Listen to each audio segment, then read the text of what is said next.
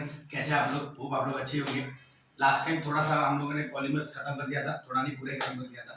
अब हम लोग चालू कर रहे हैं इंपॉर्टेंस, क्योंकि लोगों का मैसेज है कि सर अब हम लोग को इंपॉर्टेंस दो, क्योंकि नया टॉपिक चालू करेंगे तो ऑलमोस्ट सब लोग अपने प्रैक्टिकल में बिजी हो जाएंगे, तो कोई देखेगा ही नहीं। तो इंपॉर्टेंस दे रहा हूँ ताकि आपने अगर साल भर वो टॉपिक नहीं पढ़ा हो तो टॉपिक के अंदर जो मैं इंपॉर्टेंस अगर उतना ही पढ़ेगा तो भी 90% उसके अंदर से ही आएगा, और ये मैं कंफर्म हूँ। ध्यान देना, आज मैंने लिखा है importance for the board exam 2026, पहला चैप्टर है, क्योंकि आप लोग का कमेंट आया था कि सॉलिड शीट पे चाहिए, तो सॉलिड शीट पे मैं लेने वाला हूँ। उसके बाद मैं कल लाइव आने वाला हूँ, मैं इसके अंदर जो इंपॉर्टेंस दूंगा उसके अंदर आपको लगता है कि सर ये मैंने किया था लेकिन मुझे नहीं आया, आप मुझे बताओ, तो मैं वो भी चीज बता के कल लाइव में पूरा सॉल्व कर दूंगा आप लोगों का। तो कल आप अपने डाउट्स लेके बैठना सॉलिड शीट के ऊपर, कौन सा टॉपिक आपको नहीं आ रहा है या कौन सा कंटेंट नहीं आ रहा है उसके अंदर, वो भी बताना, वो भी मैं आपको एकदम ब्रीफ में एकदम सिंपल वे में आपको समझा के दे दूंगा। ठीक है, अब मैं चालू कर रहा हूँ इसका इंपॉर्टेंस देने के लिए सॉलिड शीट का। पहले छोटे मोटे जो टर्म्स वो बता रहा हूँ मैं आपको। डिफाइन है, डिफाइन आइसोमॉर्फिज्म,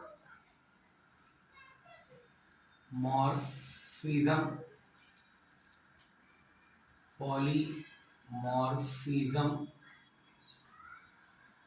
एनिसोट्रॉपी। और छोटा सा पार्ट है ग्लास का। ग्लास के अंदर दो पार्ट होता है, एक क्वार्ट्ज और एक पायरेक्स।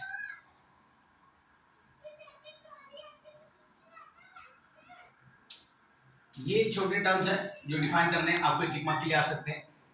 और मेन इंपॉर्टेंट पार्ट जो होता है सॉलिड स्टेट में वो आपका ये है डिस्टिंग्विश बिटवीन, डिस्टिंग्विश बिटवीन है किसके ऊपर, क्रिस्टलाइन सॉलिड और amorphous solid.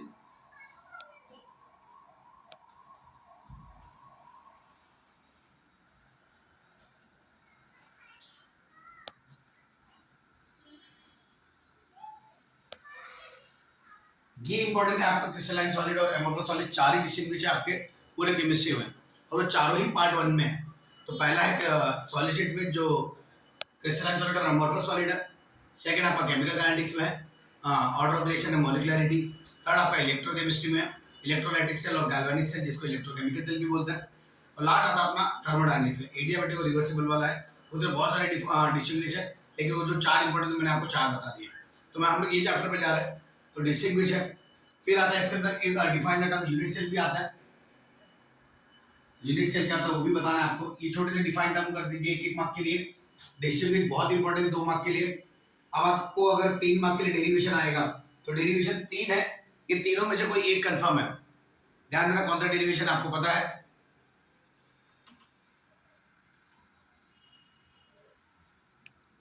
Derives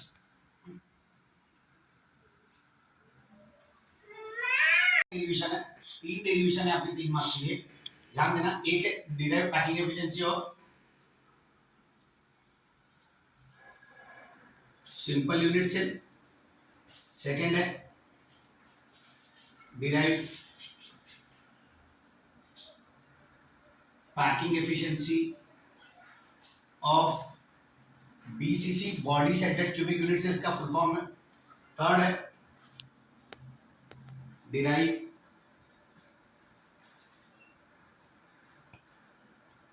packing efficiency of FCC, body centred cubic unit cell. ये 3 डेरिवेशन है जो 3 मार्क के हैं, तो तीनों में से कोई एक आपको बोर्ड एग्जाम में आएगा। ध्यान देना। इसके बाद जो 2 मार्क के लिए रहते हैं कुछ मैंने आपको 3 मार्क का डेरिवेशन बता दिया, तीनों में से कोई एक कंफर्म आएगा। 95% का श्योर हूं कि इनमें से ही आएगा। आपको आता क्या है इसके अंदर ये भी बता दो, या तो 3 डेरिवेशन या तो न्यूमेरिकल। न्यूमेरिकल कंफर्म है 3 मार्क के लिए, या तो न्यूमेरिकल आ जाएगा या तो ये आ जाएगा।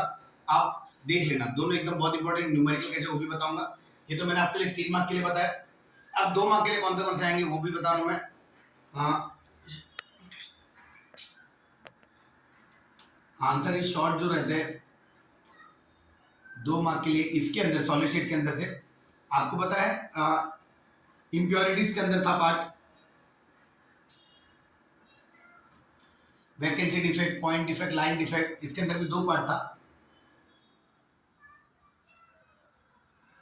स्कॉटी डिफेक्ट, ये या तो 2 मार्क के लिए आ जाएगा, या तो फ्रंटल डिफेक्ट। फ्रैंकल डिफेक्ट आएगा। या तो इसके अंदर से आ सकता है, या तो आपको वो चीज आ सकती है स्क्वायर पैकिंग, स्क्वायर पैकिंग जिसको आपको पता है ए टाइप ऑफ पैकिंग बोलते हैं। सेकंड आता है आपका हेक्सागोनल पैकिंग। हेक्सागोनल पैकिंग में कौन सा टाइप है? ए बी टाइप पैकिंग है। ये 2 मार्क के लिए आ सकते हैं। या तो आपको अगर और कोई भी पूछा 2 मार्क के लिए तो ये भी पूछ सकते हैं आपको, explain ionic solid, metallic solid, covalent solid. आपको पता है कोवैलेंट सॉलिड के अंदर भी 3 पार्ट है। कौन सा? एक आता है डायमंड, एक है ग्रेफाइट और तीसरा है फुलरीन। ये तीनों में से ये सब आपके 2-2 मार्क के लिए हैं। ये आपके 3 मार्क का बताया मैंने। ये यहाँ पे एक डिफाइन था 1 मार्क के लिए, ये 3 मार्क के लिए डेरिवेशन, ये आंसर इन शॉर्ट 2 मार्क के लिए, यहाँ पे भी है कुछ एक्सटेंड 2 मार्क के लिए। अब लास्ट पार्ट में बता रहा हूँ न्यूमेरिकल का। न्यूमेरिकल के अंदर भी क्या फॉर्मूला है, कैसे न्यूमेरिकल आएंगे वो बता रहा हूँ। यहाँ पे 3 मार्क का न्यूमेरिकल है, एक फॉर्मूला बता रहा हूँ, उसी फॉर्मूला के बेस पे सारे न्यूमेरिकल है।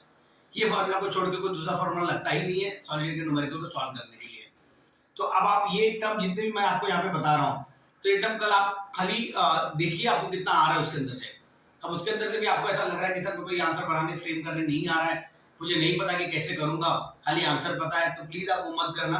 आप कल डाउट लेके बैठना, कल मैं लाइव लेक्चर पे आऊंगा सॉलिड स्टेट का। जितना भी आपको इंपॉर्टेंट दिया उस इंपॉर्टेंट के ऊपर जितना भी आपको नहीं आ रहा है वो सारी चीजें पूछना मेरे से, वो सारी चीजें मैं आपको बताऊंगा।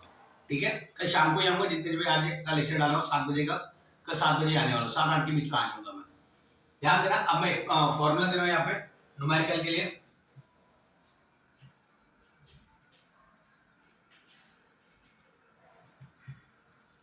एक ही न्यूमेरिकल सॉल्यूशन, अरे फॉर्मूला एक ही है सॉल्यूशन का। ध्यान देना, आपको पता ही होगा फॉर्मूला की, नहीं पता नहीं मुझे।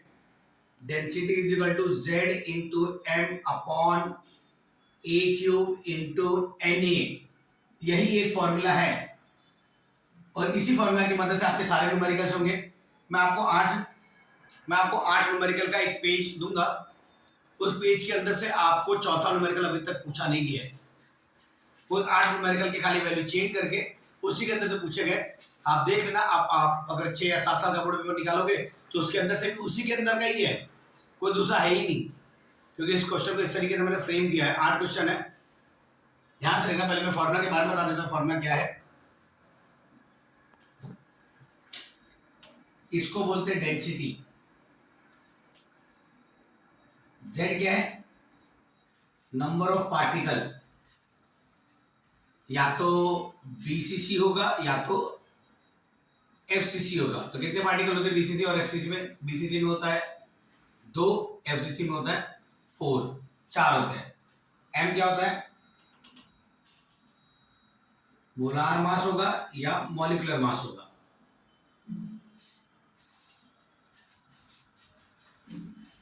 ए होता है एज लेंथ, एज लेंथ के अंदर भी पिकोमीटर में आपको कन्वर्ट करना पड़ता है, वो भी मैं आपको बताऊंगा। Na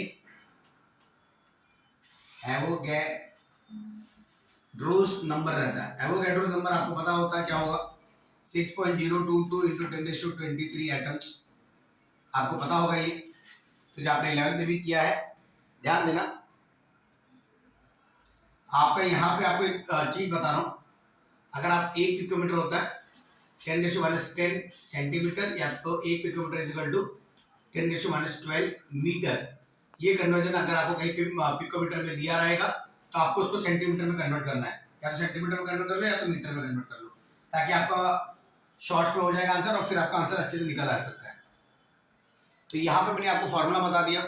यहाँ पे जो भी इंपॉर्टेंट पार्ट था मेरे को लगा कि आपको आ सकता है सॉल्यूशन में, तो इसी के अंदर से आप कोई भी बोर्ड पेपर उठाओ, देखो अगर 95% अगर इससे नहीं आ रहेगा तो आप मुझे बताना, क्योंकि मैंने जितना अपने लाइफ को एनालाइज किया है, 10 साल हो गया पढ़ा के, तो इतना मुझे पता चल गया कि सॉल्यूशन में से क्या पूछेंगे। अभी तक हमेशा यही इनमें से कुछ पूछा गया और कोई दूसरा क्वेश्चन है ही नहीं उनके पास होगा, लेकिन शायद से इसके अंदर से ही आया हर बार।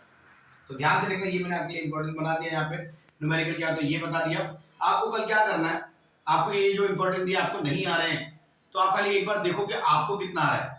नहीं आ रहा है तो उसको छोड़ दो, ब्लैंक कर दो। जो सेकंड आ रहा है सेकंड को करो, फिर वो ब्लैंक छोड़ दो और फिर कल मेरे लाइव लेक्चर में आओ, बोलो सर मेरे को ये नहीं आया, प्लीज मुझे बता दो सिंपल वे में कि अगर ये बोर्ड एग्जाम में है तो मैं किस तरीके से लिख सकता हूँ। तो मैं आपको एकदम सिंपल वे में डिराइव कर दूंगा, डेरिवेशन भी आपको जो नहीं आएगा, क्योंकि मैंने डेरिवेशन के लिए भी आपको स्ट्रक्चर बनाना बहुत जरूरी है। अगर आपको स्ट्रक्चर ही नहीं पता तो फिर आपको आएगा ही नहीं। इसके अंदर भी पैकिंग एफिशिएंसी का फॉर्मूला है, आपको पता होगा पैकिंग एफिशिएंसी क्या होता है।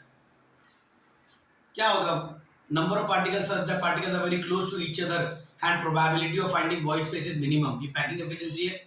पैकिंग एफिशिएंसी का फॉर्मूला था number of particle volume of particle into volume of each particle upon volume of unit cell into 100।